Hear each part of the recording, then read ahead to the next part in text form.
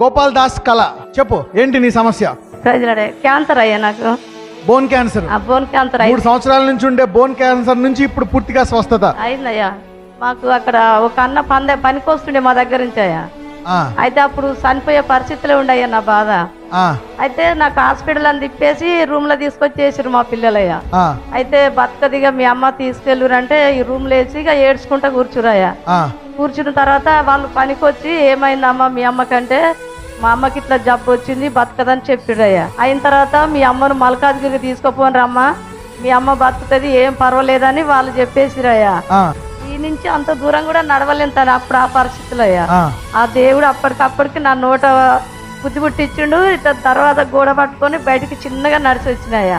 చచ్చిపోయే పరిస్థితిలో దేవుడు నన్ను రప్పించుకున్నాడు. 12 మందిని క్యాన్సర్ వాళ్ళని రమ్మన్నారయ్యా. అప్పుడు ప్రార్థన చేసిరు. మీకు ఎక్కడ ఉందా? Bone cancer sir. Bone cancer. Cancer కణములను బయటికి రమ్మని ఆజ్ఞాపిస్తున్నాను. Come out of this body in Jesus mighty name.